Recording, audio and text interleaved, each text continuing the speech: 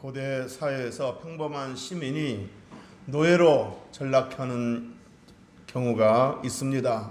그런 경우는 대부분 전쟁에서 패배하여 포로로 끌려갔을 경우이거나 빚을 지고서 그 빚을 갚지 못했을 경우입니다.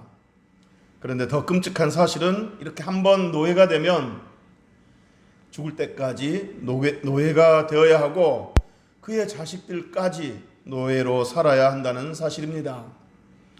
물론 외에는 있습니다. 노예가 자유인이 되는 특별한 경우가 있습니다. 주인이 노예를 불쌍하게 생각해서 혹은 노예의 어떤 공로를 인정해서 자유증서를 주어 이렇게 풀어주는 경우에는 노예가 자유인이 될 수도 있습니다. 자, 그런데 이 말은 노예가 자유인이 될 수도 있고 그렇지 않을 수도 있는 것은 오로지 누구에게 달렸다는 말입니까? 주인에게 달려있다는 이야기입니다. 그러지 않고 법적으로 제도적으로 노예가 자유인이 될 수 있는 그런 노예법이나 노예제도는 없는 겁니다. 이것이 고대 사회의 노예법이고 노예제도입니다. 자, 그러나 이스라엘의 노예법은 달랐습니다. 다른 고대 국가와는 달리 이스라엘에서는 법적으로 노예를 풀어주도록 하는 노예법이 있습니다. 고대 국가의 노예 제도와 같이 한번 노예가 되면 평생 노예가 되는 것이 아니라는 이야기입니다. 이스라엘의 율법에 따르면 6년 동안 종살이를 하다가 7년째가 되면 누구나 종의 멍에를 벗고 자유인이 될 수 있도록 하나님이 법을 만드신 겁니다. 우리 12절을 다 같이 한번 읽어보겠습니다. 12절 시작.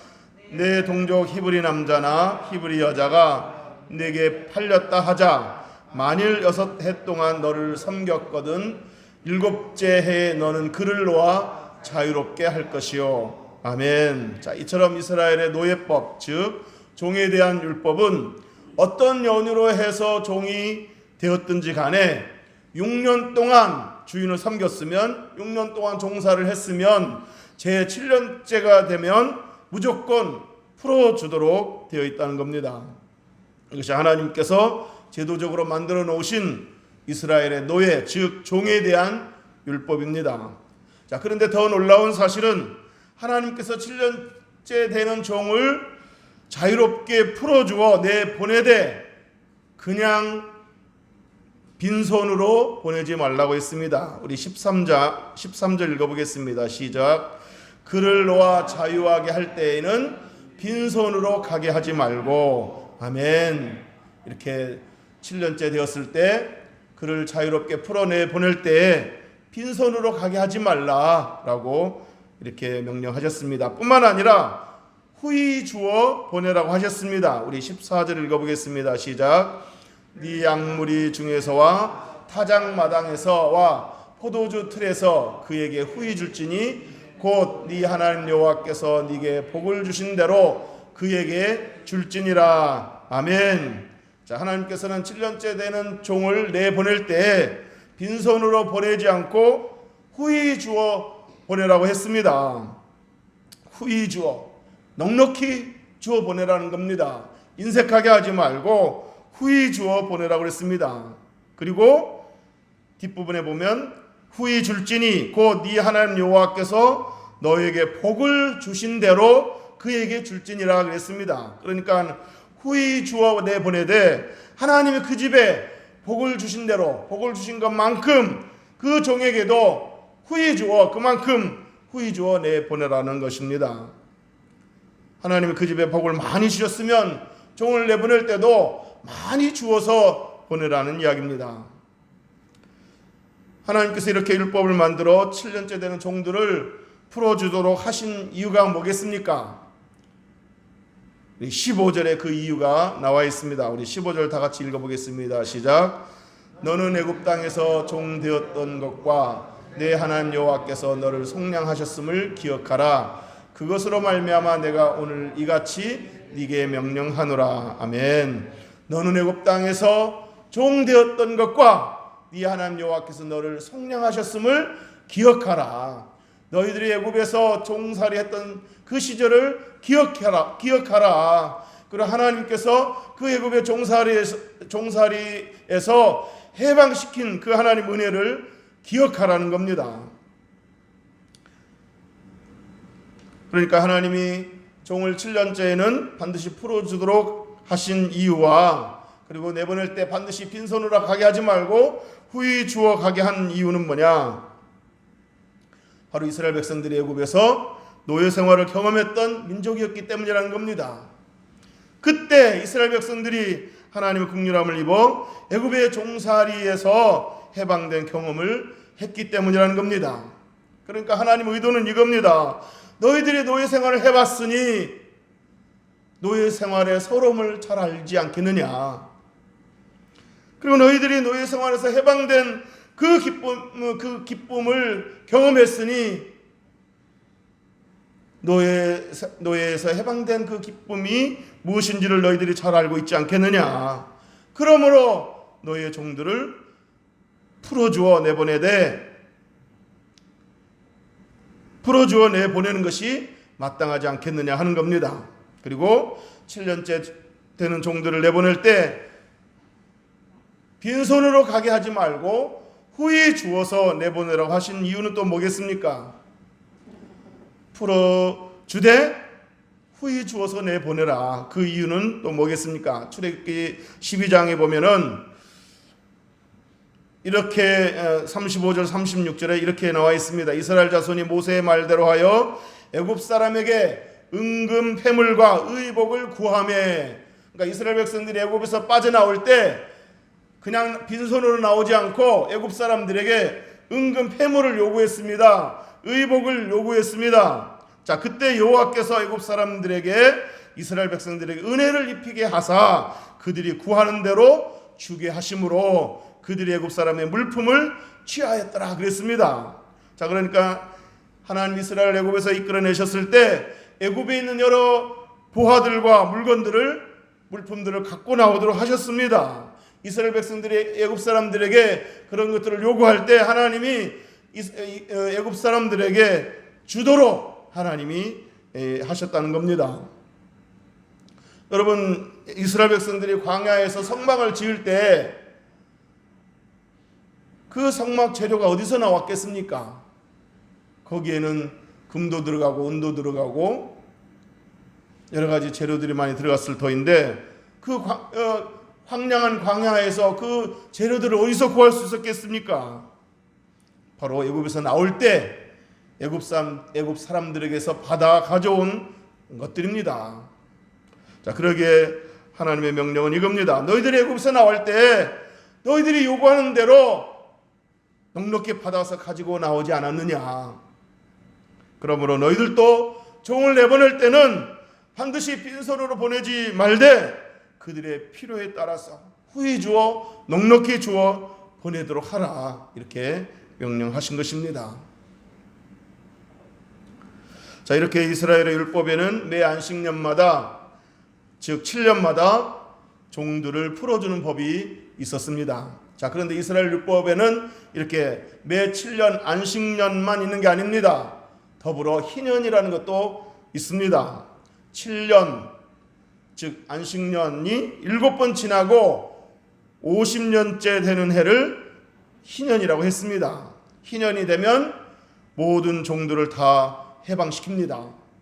그 종이 종사를 시작한 지 1년이 되었든지 2년이 되었든지 얼마가 되었든지 간에 모든 종들을 그때는 다 해방시킵니다.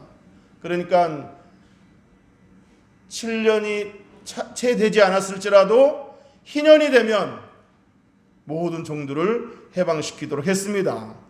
그리고 종들을 풀어줄 뿐만 아니라 빚진 자의 그 빚도 탕감해주고, 빚 때문에 팔렸거나 저당 잡힌 땅이 있으면 그 땅을 원주인에게 되돌려 주도록 했습니다. 이게 바로 희년입니다.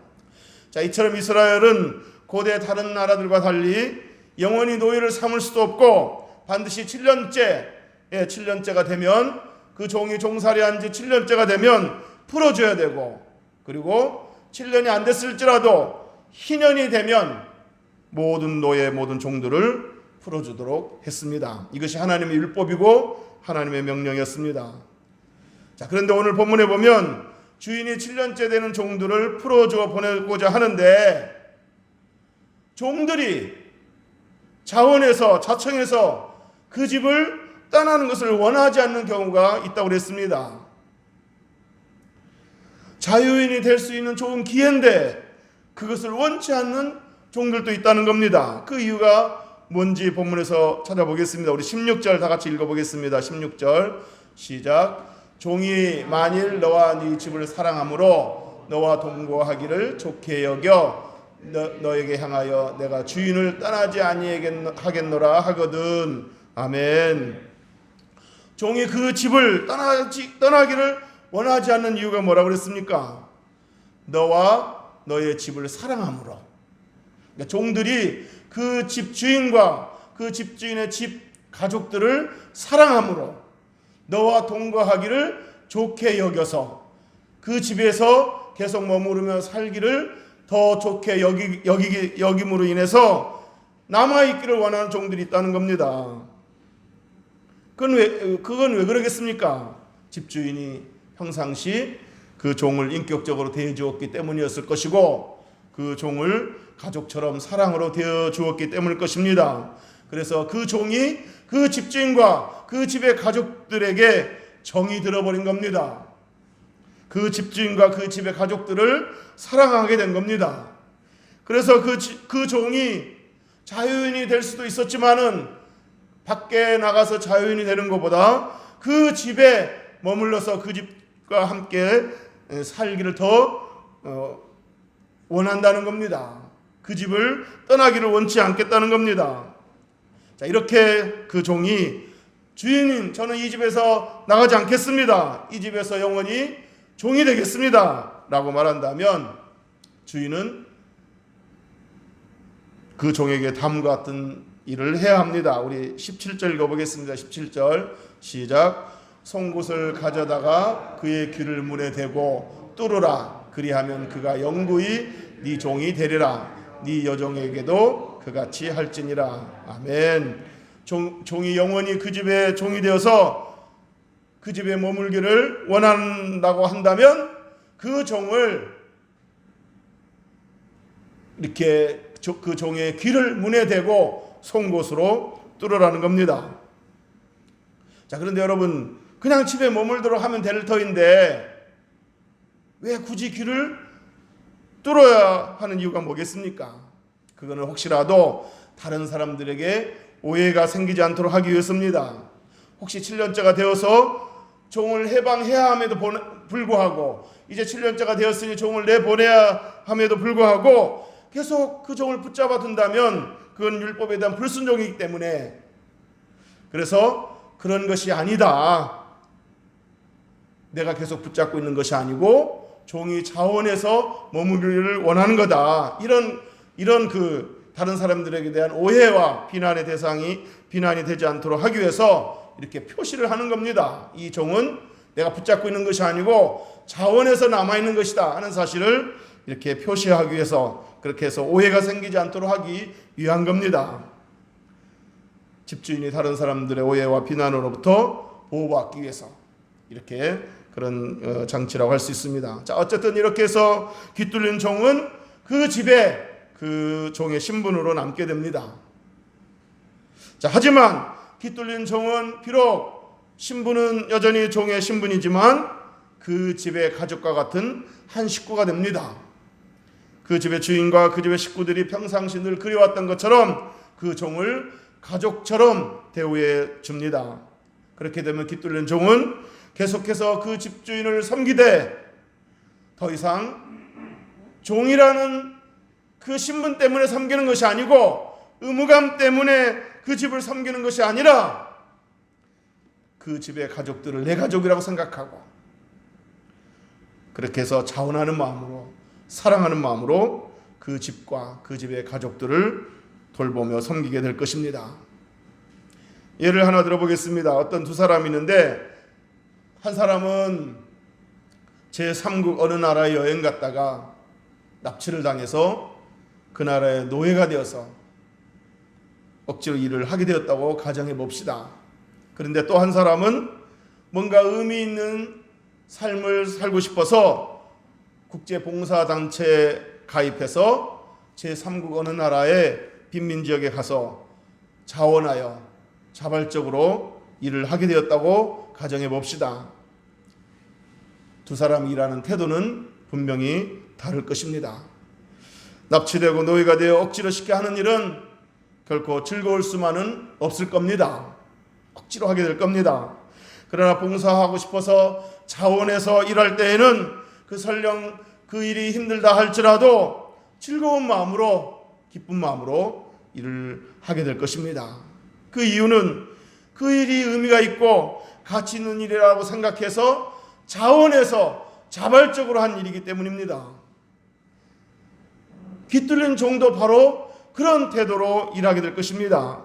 그 집주인과 그 집 가족들을 사랑해서 그 집에 남기로 자원해서 그렇게 해서 귀를 뚫은 종은 더 이상 의무감 때문에, 종의 신분이라는 것 때문에 마지못해 일을 하지 않을 것입니다.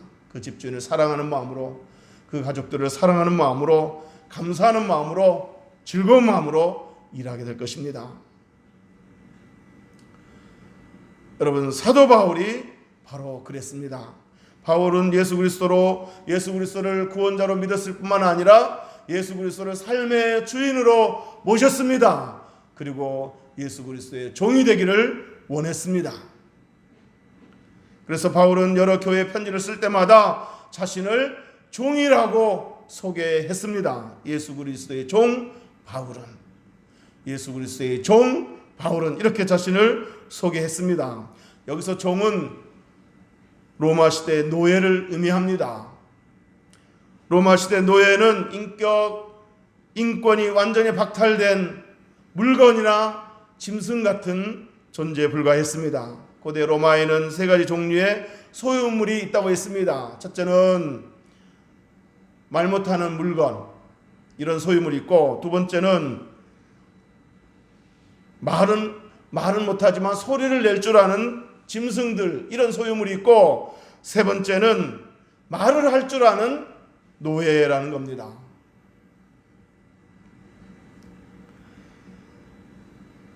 바울 당시의 사람들은 당나귀와 노예의 차이는 이 한 가지 뿐이다 그랬습니다. 그게 뭐냐면 당나귀는 말을 못하고 노예는 말을 할 뿐이다 라고 말했습니다. 이 말은 당나귀나 노예나 똑같이 짐승 취급을 받았다는 얘기입니다. 노예는, 그 당시 노예는 물건이나 가축들처럼 생활수단에 불과해서 낡아지고 늙고 병들면 그저 갖다 버리면 그만인 것이 노예였습니다. 이것이 바로 당시 노예 종들의 신분이었습니다. 그런데도 바울은 예수 그리스도에게 이런 노예, 이런 종이 되기를 스스로 자청했습니다. 그리고 자신이 예수 그리스도의 종이라고 밝히기를 꺼려하지 않았습니다. 당시 종이라는 존재가 얼마나 비참한 존재인지를 잘 알고 있음에도 불구하고 바울은 자신을 종이라고 소개했다는 것은 당시로서는 너무나 충격적인 고백이 아닐 수 없습니다. 여러분, 바울은 당시 아주 명성 높은 가말리엘의 제자였습니다.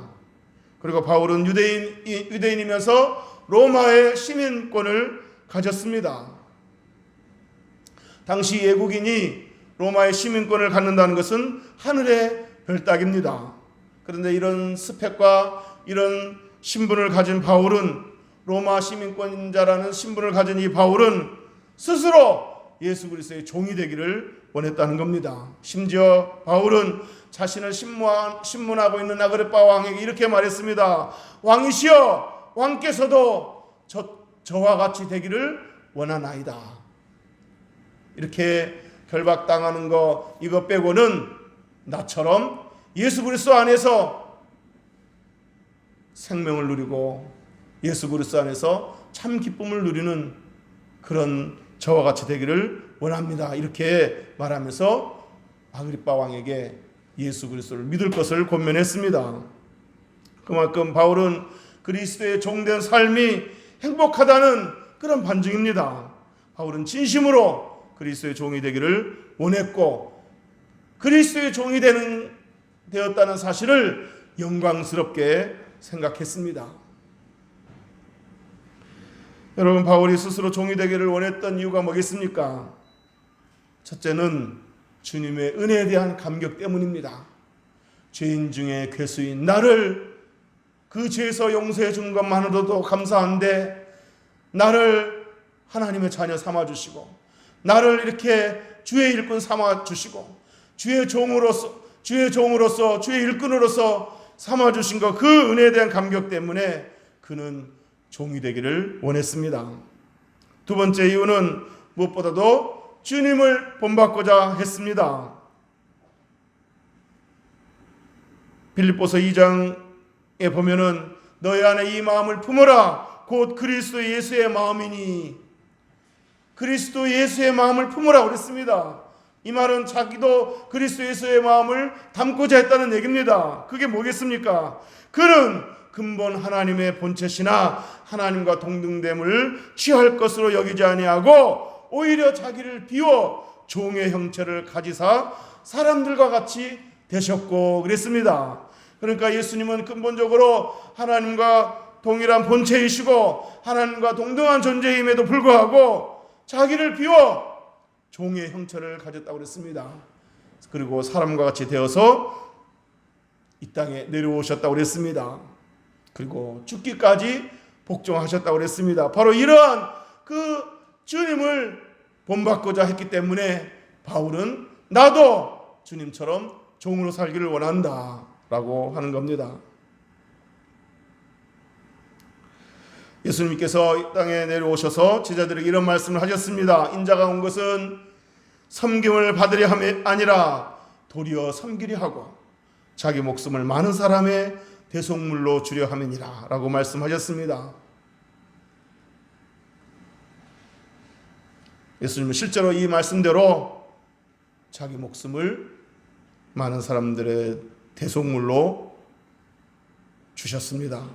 바울은 바로 이러한 주님의 겸손한 마음을 본받고자 해서 바울은 스스로 주님의 종이 되기를 자청한 겁니다. 그래서 로마서 14장 8절에 보면 우리가 살아도 주를 위하여 살고 죽어도 주를 위하여 죽나니 그러므로 사나 죽으나 우리가 주의 것이로다. 그러므로 사나 죽으나 우리가 주의 것이로다. 바울은 주의 것, 주의 종됨을 기뻐하고 주의 종으로 살기를 원했습니다. 스스로 주님에게 깃들린 종이 되기를 원했던 겁니다. 바울은 스스로 깃들린 종이 되기를 원했기 때문에 사람들에게 높아지려고 하지 않았습니다. 누군가가 자신을 높여줄 것을 기대하지 않았습니다. 높여주지 않으면 섭섭해하거나 낙심하지 않았습니다. 알아주지 않는다고 섭섭해하며 시험에 들지도 않았습니다. 바울은 스스로 깃들린 종이 되기를 자원했기 때문에 사람들에게 짓밟히는 것도 두려워하지 않았습니다. 심지어 주님을 위해 죽는 것도 두려워하지 않았습니다. 빌립보서 1장 20절에 보면 나의 간절한 기대와 소망을 따라 아무 일에든지 부끄러워하지 아니하고 지금도 전과 같이 온전히 담대하여 살든지 죽든지 내 몸에서 그리스도가 존귀하게 되게 하려 하나니 이는 내게 사는 것이 그리스도니 죽는 것도 유익함이라 그랬습니다. 살든지 죽든지 내 몸에서 그리스도가 존귀케 되기를 원한다.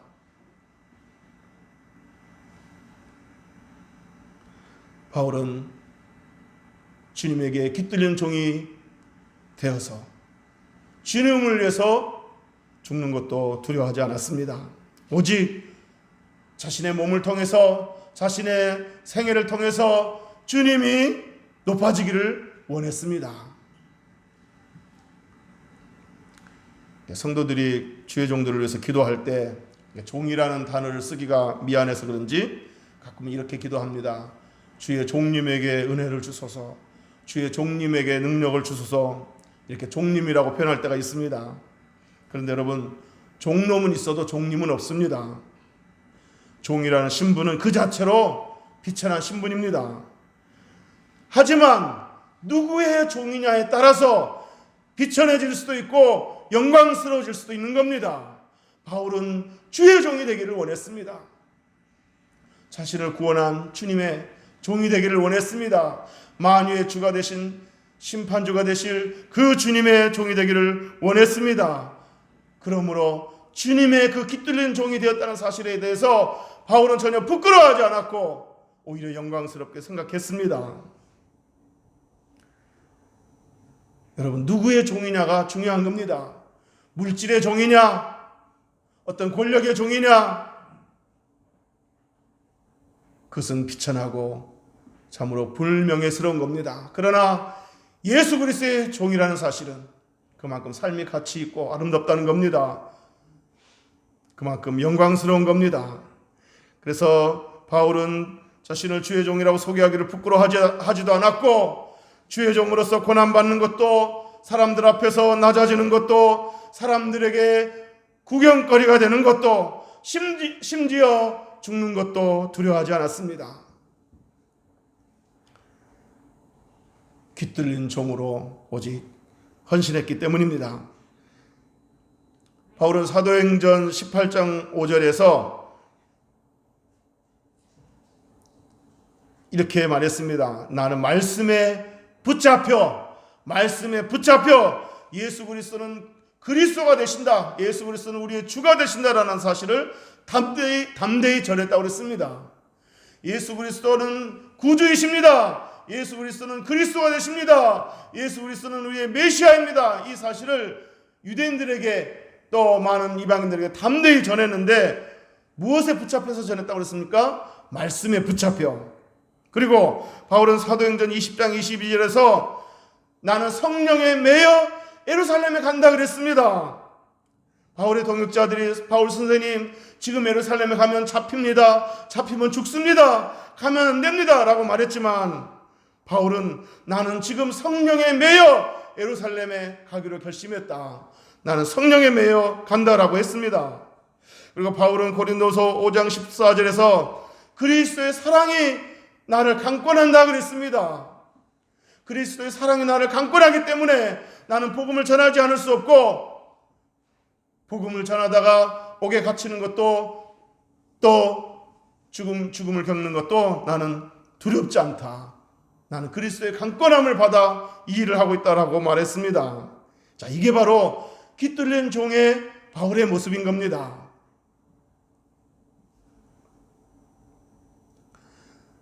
깃들린 종은 말씀에 붙잡혀서 살고 성령에 매여서 살고 그리스도의 사랑에 강건함을 입어 사는 겁니다.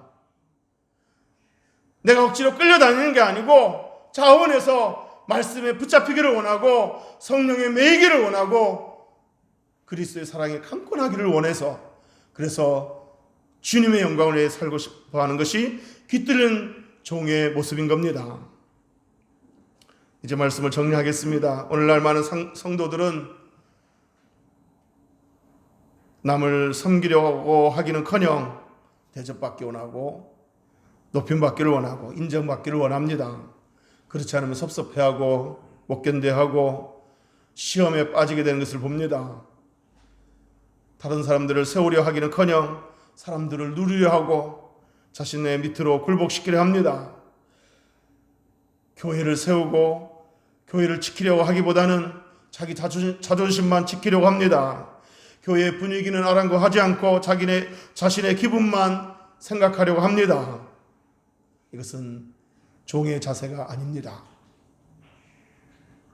바울은 깃들린 종이 되어서 깃들린 종으로서 자신보다 항상 주님을 생각했고 자신보다 항상 교회를 생각했습니다. 그는 많은 위험과 많은 고난을, 많은 배고픔을 견뎠다고 그랬습니다. 그러나 그것은 고사하고 내가 염려하는 것은 교회다 그랬습니다. 그는 자신보다 교회를 먼저 생각했고 자신보다 주님의 영광을 먼저 생각했습니다.